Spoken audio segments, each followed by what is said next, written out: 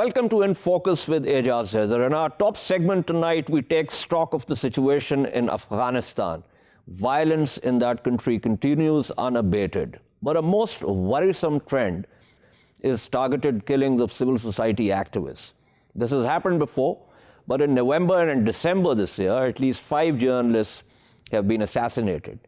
Rahimullah Yusufzai, who worked for AP and Al Jazeera, Yama Siavash of Tolo News, Ilyas Dai of Radio Azad, Malala Mavand of Enekas TV, Fardeen Amini of Ariana News. Similarly, Yusuf Rashid, the head of the Free and Fair Election Forum of Afghanistan, was killed on 23rd December. The talks in Doha between the Taliban and Kabul government have been suspended until January and could likely be delayed further. In eastern Afghanistan, Taliban are fighting against Daesh, while elsewhere they're fighting against government forces. Daesh has mounted a spate of attacks on civilian targets in recent months, including on educational institutions. On Saturday, 2 bombs went off in Kabul, killing 4 policemen and wounding 4 civilians. Another bomb, fortunately, did not cause any casualties. To discuss the situation further, we are joined by Rahimullah Yusufzai, resident editor of The News, and Hamdullah Hamdard, journalist and analyst in Kabul. Let me begin with Mr. Hamdard here. Mr. Hamdard, as I said, it's a worrisome trend, this targeted killing of civil society activists, also journalists. These are the people who are opinion makers. These are the people that Afghanistan needs. Most of these murders have not been solved. So I'm sure there is a great sense of insecurity. Give us your reading of this situation and what do you think is happening here? As you are well aware that target killing has been in progress and it's still happening, unfortunately. People here are worried. We are also worried in Afghanistan, and we believe, the people believe that it helps nobody, neither the Taliban nor the government. Of course, it seems like a third party is doing the target killings in order to stop this peace-building process between the Taliban movement and the Afghanistan Islamic Republic. People are worried, especially as you mentioned the names. They are all social activists, social society activists, and journalists, and some people who were working for democracy and democratic values. If these people are killed, and if the people are horrified, or if they are trying to make the people worried about the current government or the upcoming government, I guess the third party is doing this in order to dismantle or to fail this peace-building process or the peace negotiations between the Islamic Republic of Afghanistan and the Taliban movement. I personally, while analyzing the situation, I cannot believe that either Taliban or the government will do such a thing, because both of them want to gain more during the peace negotiations, and this helps neither the government nor the Taliban. Okay, that's a very interesting thought. I will return to you, but let me first get Rahimullah Yusufzai's view on this also. Mr. Yusufzai. Yes, this has been continuing now for some time. In the last 2 months, 5 very prominent journalists have been killed, along with other people which you mentioned. Now, we have a lot of security in Kabul. Most of the attacks have taken place in the capital. The first Vice President, Amrullah Saleh, about 2 months ago, was also given charge as the overall in charge of security in Kabul. And he holds a meeting every day. And, he is very tough, as he says, against crime. But even then, these killings are taking place, and this is bringing a bad name to the government. People are saying the government cannot provide security, protection to the citizens. Now, it is also harming the peace process. We all know that. It has been discussed in the parliament, in the media. So what to do now? Because, if Kabul is insecure, you can imagine what is going to happen in the rest of the country. And, if somebody important gets killed, that will surely negatively impact the peace process. So I think the government is responsible for the security. It has to take steps. I think it's not able to do that. And that's why, the hope of the people for peace actually is diminishing. And that is something which has to be stopped. Now, Mr. Hamdard makes the point that neither the Taliban nor the government has any reason to assassinate civil society activists. And he's talked about a third party. Who do you think this third party is? I mean, I'm going to ask Hamdullah Hamdard also, but I want to get your reading first. The government has the responsibility to provide protection to the citizens. Now, the government also has to work out these crimes and track down the killers. So, primarily, the government, they should come out, with evidence. The third party says Daesh, then there has to be a big operation against Daesh, intelligence-based action against Daesh. The third party is some other country, other group. Again, the responsibility is with the government. They have to find it out because the trust of the people has to be restored. Yes, I think Mr. Hamdard is right. The government and Taliban will not gain anything from killing civil society activists or members of the media. But then, who is doing that? That is the big question. So there are American troops also, NATO forces.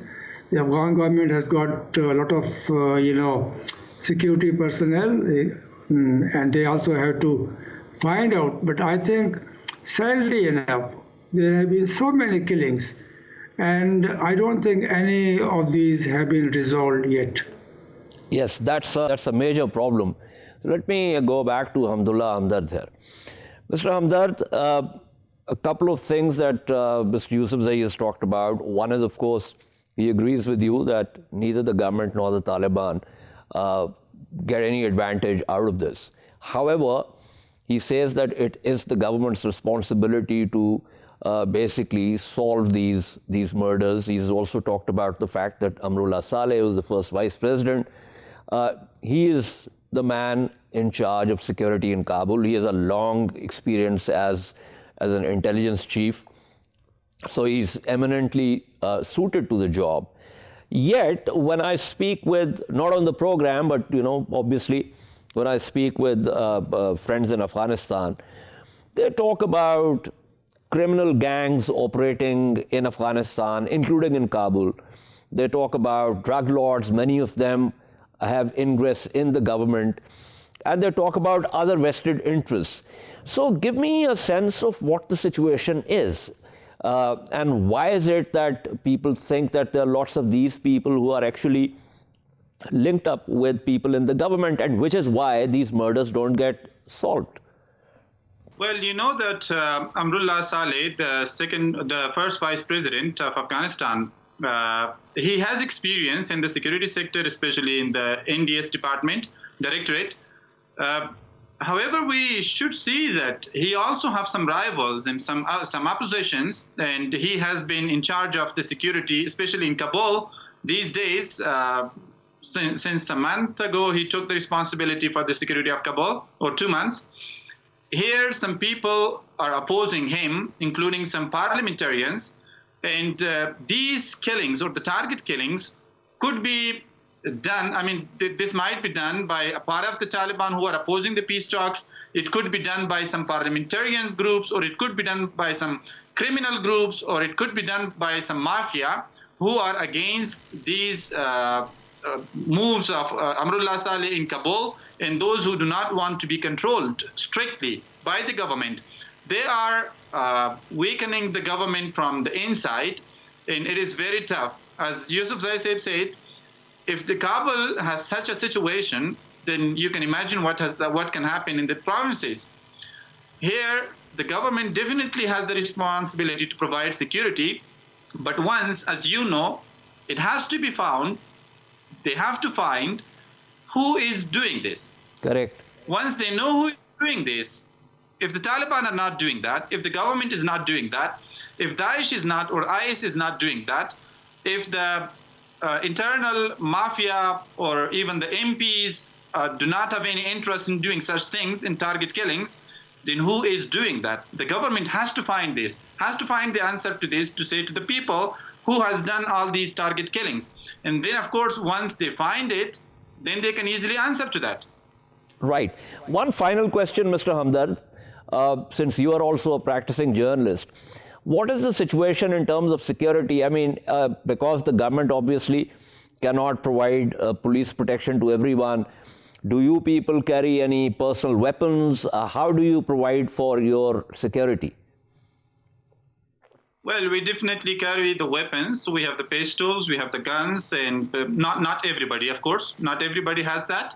And most of the people are like traveling in the armor vehicles to make sure that at least we are not targeted by the weapons like guns or pistols and such things. However, the sticky bombs are still very dangerous. Everybody, including myself, we check our cars every morning when we go out of our homes, and we are very careful. We have very much restricted our movements. And I usually stay at office. My friends and other people, especially the ones who are working in the media, they have restricted their movements.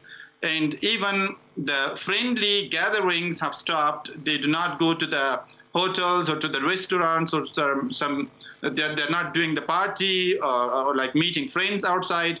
So all these things are happening, unfortunately, in the security situation, which is not good, has adversely affected the social environment here in Kabul. Absolutely, I can imagine. Thank you so much. That was Hamdullah Hamdard speaking with us. Mr. Yusufzai, this seems like a pretty difficult situation for the journalists, especially considering that they have to go out, they have to report, and it's, you know, even when they restrict their movements, they still have to do their work. And you know, we have also witnessed this to some extent in some of the areas in the former FATA and also in Balochistan, but this situation in Kabul seems to be pretty dire. Yes, I agree, you know, because the government is weak and it cannot enforce its writ. People are losing trust in the government because of its inability to provide them protection. You know, imagine the Interior Minister in Afghanistan, Masood Andarabi, recently said that the journalists should carry weapons and should secure themselves. He says if they cannot do that, they should close down their media organization. A journalist body in Afghanistan says 1,000 female journalists have quit their jobs because they feel so insecure and they are harassed, and you know, they also face this social stigma. So, you know, this is a very dire situation, and you know, the government keeps making claims.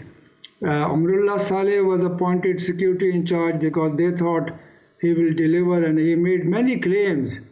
But you know, now his government is saying that people should protect themselves.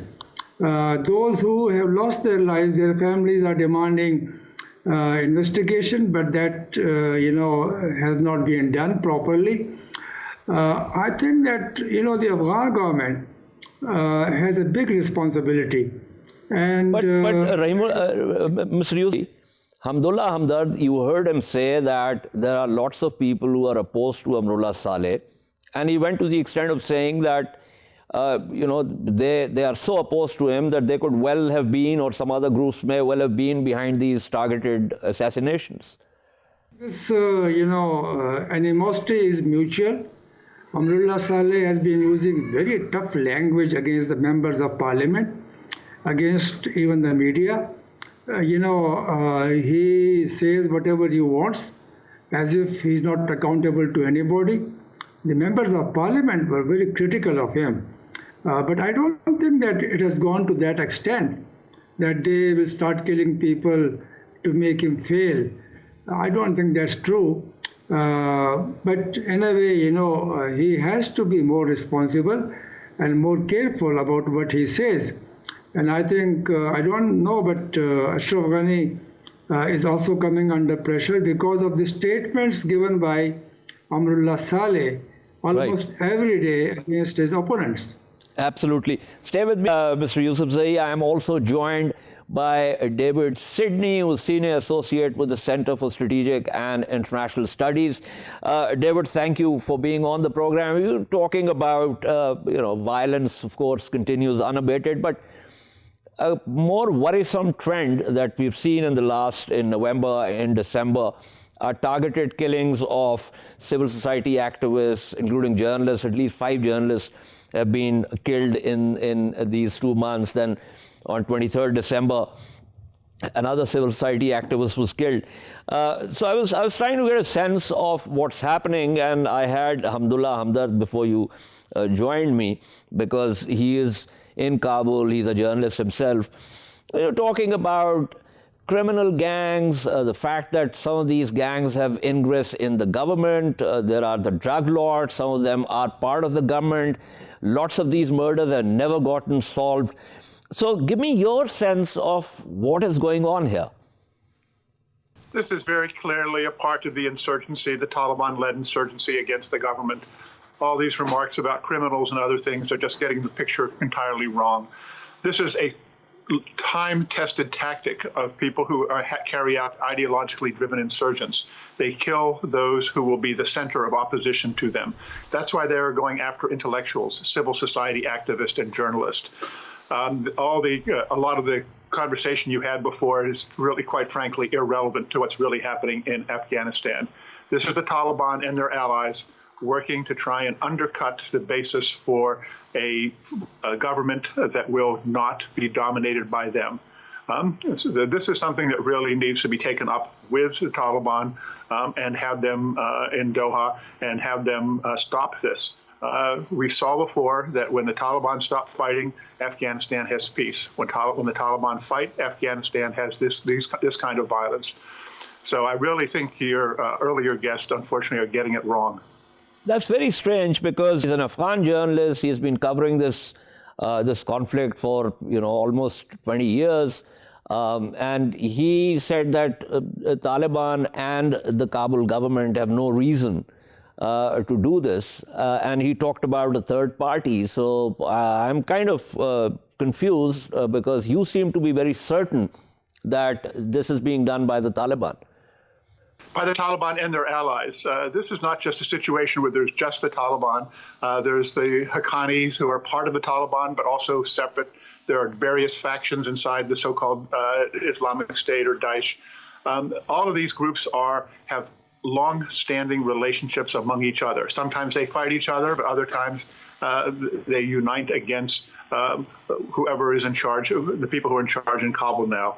And I think it's really important to focus on the fundamentals of what's going on here. What's going on here is an attempt by the Taliban and their allies to seize power. If they can't seize power by the process of talking in Doha, they'll try and seize it through violence. And it's not just in Kabul, you have to understand. Afghanistan is experiencing a wave of violence throughout the country. Most of the people who are being killed are civilians who are being killed by explosions setting off by pressure plate IEDs and other devices that are set off by the Taliban.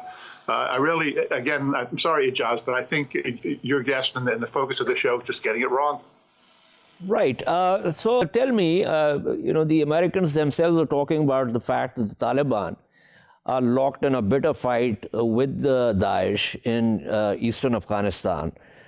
You saying that they also get together and perform acts of violence in support of each other. This situation is kind of getting complex, because what you're saying is kind of different from what is being put out by many other people. It's different than what's being portrayed by some other people, but I think if you talk to many of the people who are the targets in Kabul, particularly intellectuals and civil society activists, they see a campaign against them. This is not a campaign that is, again, being carried out by criminal gangs. And criminal gangs are in Kabul, and criminality is a horrible problem in Kabul, as it is in many other countries around the world. But really what's going on here is a struggle for power. And if the Taliban were to do what they should do, and if they were really serious about peace, declare an immediate and complete ceasefire, then all these other things would be much easier to combat. So I really think the focus should be kept on the big picture, not on various aspects. And I'm happy to hear the view of Mr. Hamdard and others who are in Kabul. I left Kabul 2 days ago. I live in Kabul, as you know, and I'm at the university, which I'm the president of. Our students, our faculty, what they see is an attack by those who want to destroy the country. Okay. Let me Rahimullah Yusufzai here. Mr. Yusufzai, David Sedney is very clear that this is part of the Taliban insurgency. And he's made other points also. Can I get your take on what David Sedney has said? Let me first say that Haqqani network is part and parcel of the Taliban movement.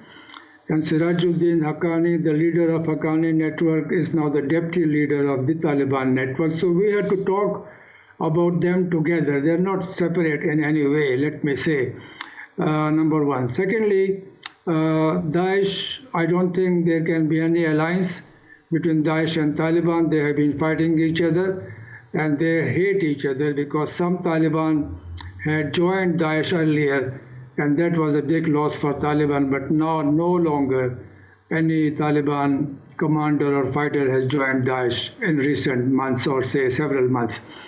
Number three, Amrullah Saleh blamed the Taliban for the attack on the Kabul University, but he has not yet blamed the Taliban for these recent attacks, which are mostly target killings and in which mostly magnetic bombs are being used. And it's not me alone, members of parliament, the media in Kabul, civil society, many of them, they say that, Taliban or government cannot gain anything from this because they are negotiating peace and they're involved in these peace talks. If Taliban make big attacks and capture, say, some town or city or whatever, that will help them in bargaining with the government. But by killing some people who may be well known, who may be prominent in the media or civil society, I don't think they can, weaken the government by that, if they do that. And the government also, gets a bad name, actually, bad image. It is unable to provide security to the people. So I will stick to my earlier, viewpoint. And, I think, yes, some people may think that this is the big picture and Taliban are behind all this. They are using their allies, whatever. I don't know who are their allies because, Daesh cannot be their ally. Afghan government cannot be their ally. Al-Qaeda, as the Americans say, Mr. Mike Pompeo said, less than 200 people left. I don't know, they can be a strong ally. So let us see, because there has to be a proper investigation. Only then we will know as to who is doing all this. Absolutely. Bear with me, Mr. Yusufzai. Let me quickly go back to David Sedney. David, one way of determining this would be good investigations and solving these murders. Now, we have seen that this has happened previously also. Almost no murder has ever been solved. So, in the absence of that, it then becomes a matter of speculation, and of course, that depends on one's predisposition about who one wants to blame. Wouldn't you agree with that? Not at all. I wouldn't agree with you at all, actually, on that. Let me correct one of the things that Mr. Yusufzai said. I've got great respect for him, but he said Jalaluddin Haqqani was the leader of the Haqqanis. Jalaluddin Haqqani passed away some years ago. Siraj Haqqani is actually the leader of the Haqqanis. And yes, they're part of the Taliban, but they also have their own separate business and criminal empire as well. In terms of the violence in Afghanistan, the focus in your remarks has been on Kabul. But let me point out that in Ghazni, in Kunduz, in Herat, in Kandahar, there have been similar targeted killings of intellectuals, of liberal mullahs, and others who would form the backbone of a power structure that does not include the Taliban. Additionally, the Taliban have mounted large assaults in Helmand and Kandahar province, which the Afghan military forces were able to beat back about 3 weeks ago. But they were major military offensives. And then again, let me point out that the most of the people who are dying in Afghanistan are not being killed in Kabul. They're being killed outside of Kabul by IEDs, pressure plate IEDs that blow up small cars and vehicles that pass over them that the Taliban have been emplacing. So I think really, with all due respect to you and to Mr. Yusufzai, what's really happening on the ground here is a continuation of this power struggle over Afghanistan. And finally, I have to object very strongly to anybody who calls what's going on in Doha peace talks. They are not peace talks. The Taliban have shown no interest in peace. The Taliban are only interested in political power. And that's, I think, very clear from what's been happening. If the Taliban were interested in peace, if these were peace talks, there would be a ceasefire right now. If you talk to Afghans, and Mr. Yusufzai, I'm sure, does, what do they want? They want a ceasefire now. Right. No, I'm aware of your approach to the Doha peace talks. I mean, the Americans call them peace talks. The entire world does. But I'm aware of your objections on that. But my point was, and I'm surprised that you would disagree with that.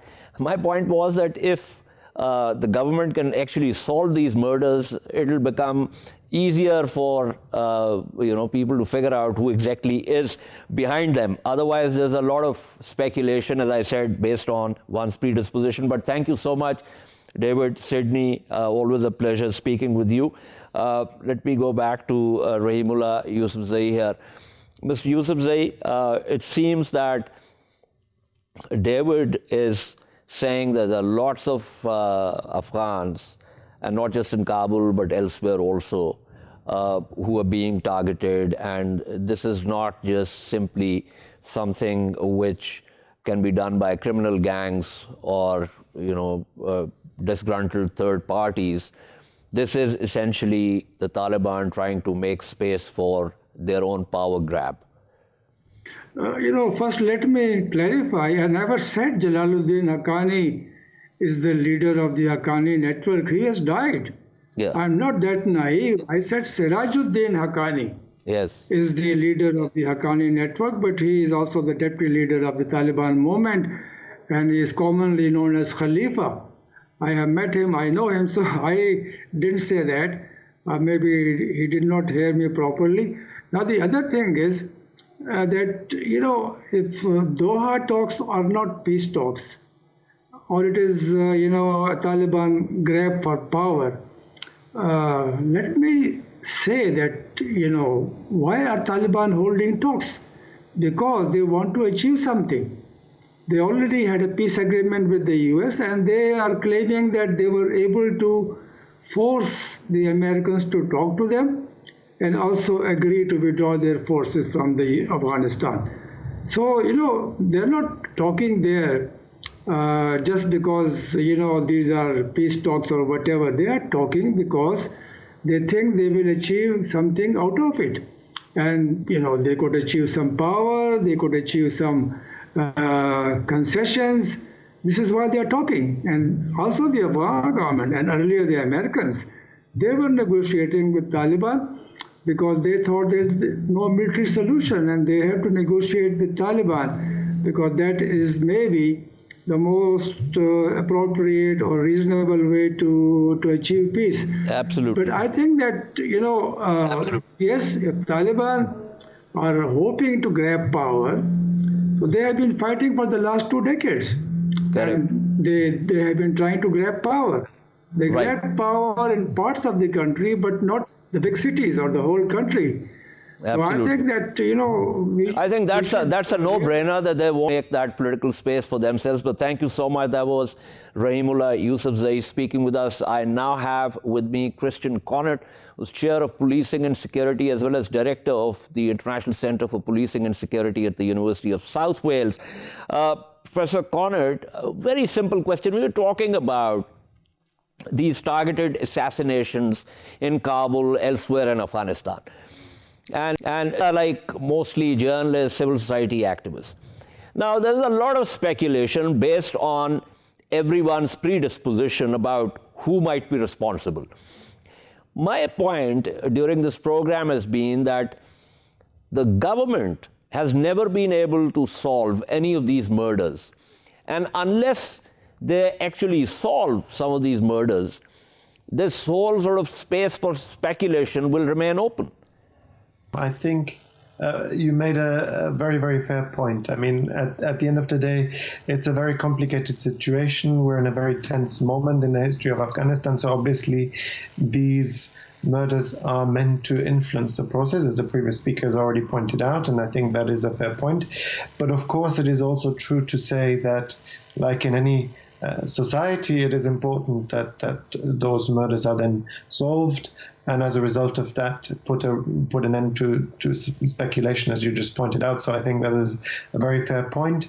At this point, it is very difficult, and of course, we are dealing with an imperfect process. We're dealing with imperfect security services, imperfect process in terms of being able to necessarily solve all these crimes, but indeed, it would help matters greatly if they were solved. Right. When this whole thing began, I mean, this has been going on for a long time, but there's been a spate of these targeted assassinations. The Interior Minister of Afghanistan came on record as saying, well, journalists need to carry weapons themselves, they need to take care of their security, and if they cannot, they should stop their work because the government cannot provide security to anyone. Now, if a government has that kind of approach, and now we are just talking about Kabul, we're not even talking about other remote areas, then it becomes extremely difficult for people to do their job. Yes, I think that is absolutely clear. Of course, the first duty of any government is to protect its own citizens. I think that is only natural. Now, the situation that we're dealing with is of course, a very difficult one. The security situation is grave, and of course, the moves that the Americans have made hasn't exactly helped matters. But of course, it isn't good enough to say people have to protect themselves. Of course, in any society, the state is also responsible for the protection of its citizens. Absolutely. Thank you so much, Professor Christian Kaunert, speaking with us. We shall take a short break and return to discuss the new coronavirus variants and the problems of vaccination supply chains. Stay with us.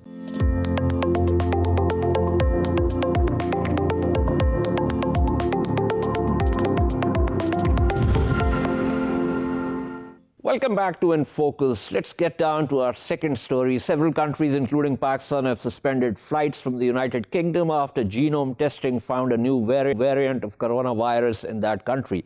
Last week, Nigeria also reported a new variant in that country. Is it likely that the virus is now mutating differently across ethnic groups? What does it mean for response by governments across the world? Another very important issue is vaccination. Vaccine supply chain is a complex process, from manufacturing to transportation, equipment, personnel, locations, and processes involved in getting vaccines from where they are made to the people who will receive them. Experts also call it a cold chain because vaccines require refrigeration throughout this process. Has Pakistan looked into this complexity from procurement to actual vaccination of people? To put this in perspective, we are joined by Dr. Altaf, a physician and public health specialist, currently associated with the Lahore University of Management Sciences, and Syed Savail Hussain, who is the CEO of Syed Engineers and has keenly followed the development of vaccines and their supply chains. Let's begin with the variant and then get to the vaccination process, which I think is very important. Dr. Altaf, about the variants. There is some concern that the virus is mutating. However, people who are experts in this field are not very concerned because these coronaviruses are known to mutate, and it was to be expected that this virus will also mutate. So what does this mean? The mutation basically is not giving rise to new strains. And of course, when viruses mutate and change their RNA and DNA structure, it adds or reduces some of their properties. And one of the properties that has been seen to increase is its infectivity, that it's becoming more infective. However, it is not necessarily much more virulent.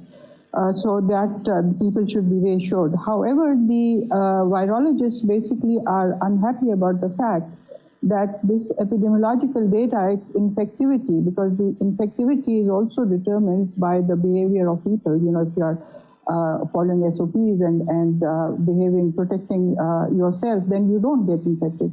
So the virologists are concerned that, you know, this epidemiological data is feeding into, you know, giving a certain biological behavior to the virus. That's not quite true, and that needs to be tested. You know, if the virus really changed, as it become a new strain.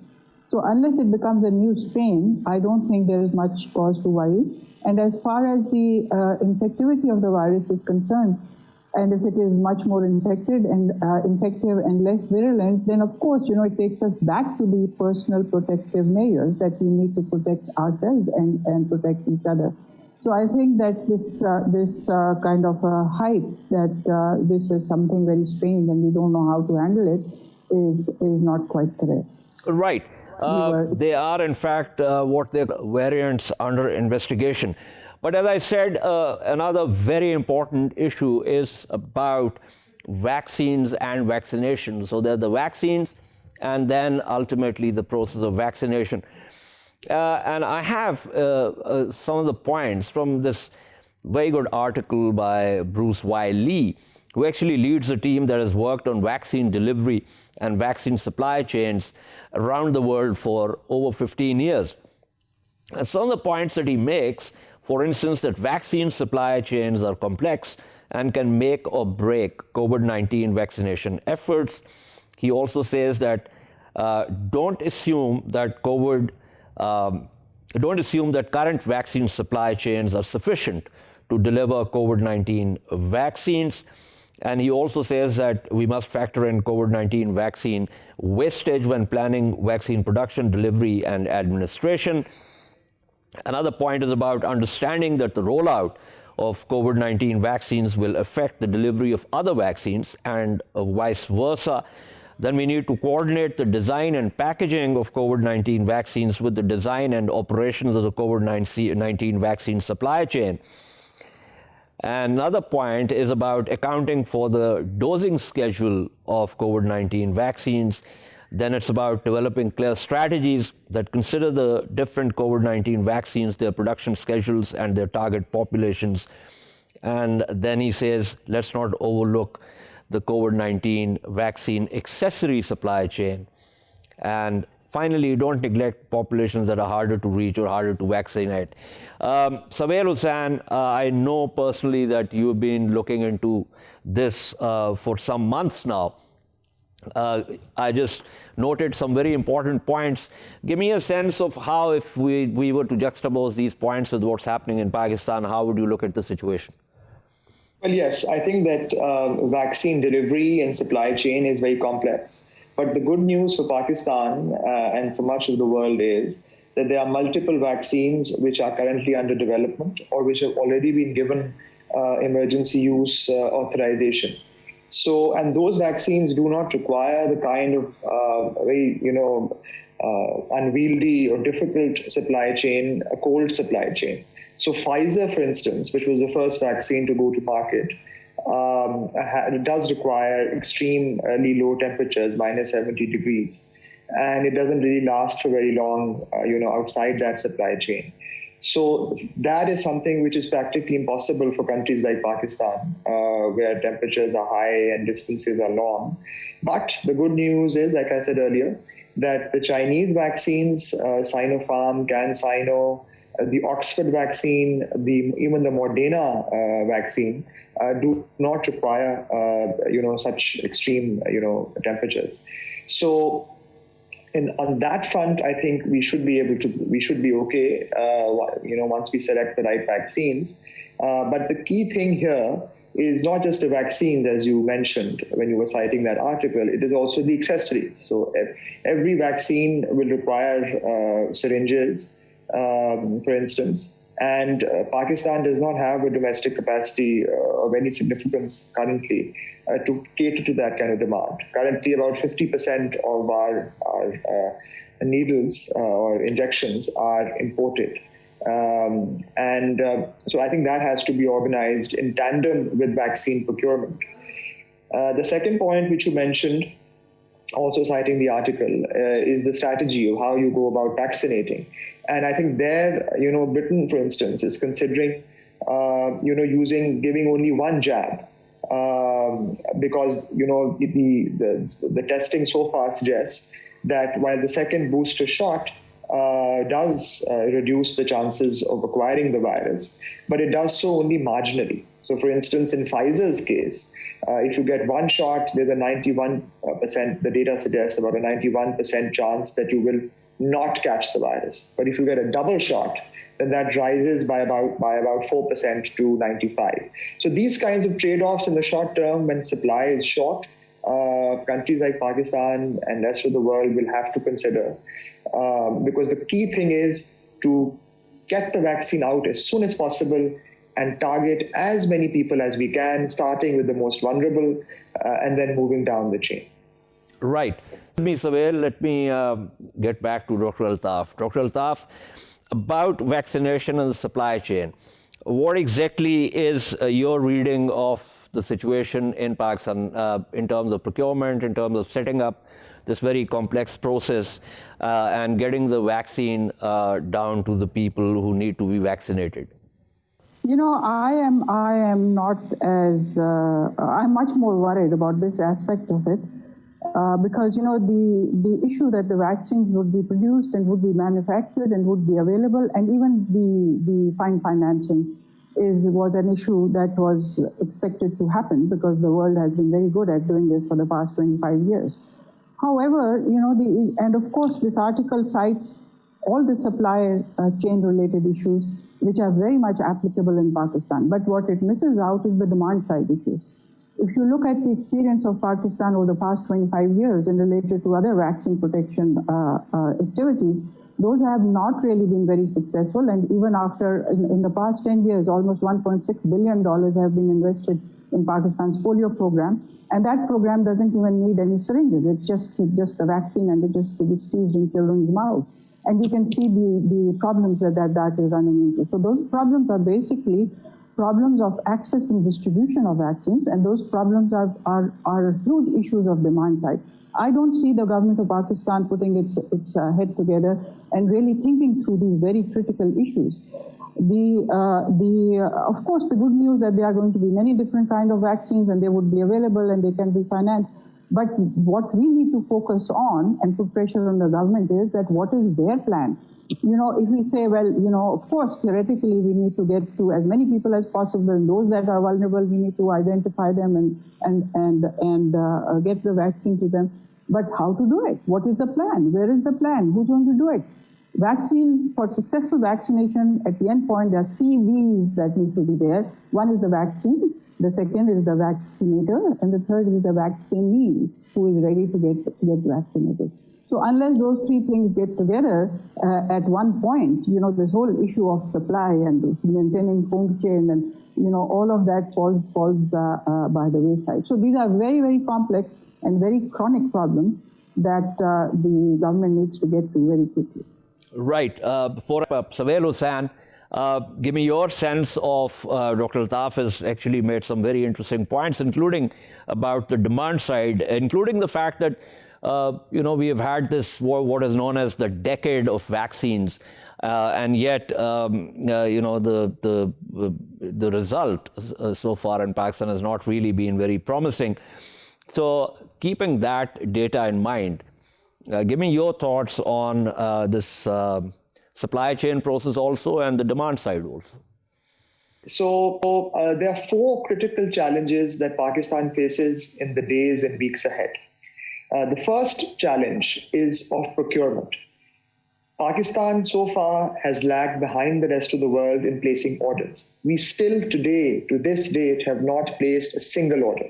Now, in a situation where the world is rushing to procure vaccines, to place orders, in cases where even the vaccine has not been produced, where it's not even been authorized, people have placed orders for millions and millions of doses. So Pakistan is really lagging behind. And the first and most critical challenge is to organize the supply, to place the orders. That's the first challenge. The second challenge is to arrange the financing. Now, a back of the envelope estimate suggests that if we were to inoculate even 100 million of our population, we would require anywhere between $3 to $3.5 billion. The good news is that Pakistan can access multilateral aid flows for this purpose. It can also approach its friends in China to arrange the financing, but it needs to be done. The third challenge is the challenge of distribution. So how, and this is where what Dr. Altaf was also mentioning comes in, we need to leverage the infrastructure that we have built for polio vaccination. Pakistan does have experience, in doing mass inoculations, and I think we need to leverage that. But given the fact that these vaccines invariably require what we call a muscle shot, some amount of training will be required for field staff. This is not going to be like polio where you just go and have, drops. So training and organizing the distribution channels like across cities and so on has to be done. That's the third most critical challenge. And finally, the fourth challenge is to get the public's buy-in. And that is also important in a situation where anti-vaxxers are running amok all over the world. And Pakistan has also had its challenges with polio and other vaccinations. The government needs to come out with a very clear and effective communication strategy so that we can get the minimum number of people, which is about 60% of our population, inoculated, so that we start moving towards herd immunity. So all in all, we require an integrated action plan which starts with procurement and ends at getting the public's buy-in. Absolutely. You basically agree with what Dr. Samia Altaf also said. But thank you so much, Dr. Samia Altaf, Savail Hussain, for being with us. This is all from In Focus tonight. We shall see you tomorrow at the same time. Keep following our latest updates on social media at indus.news. Good night and goodbye.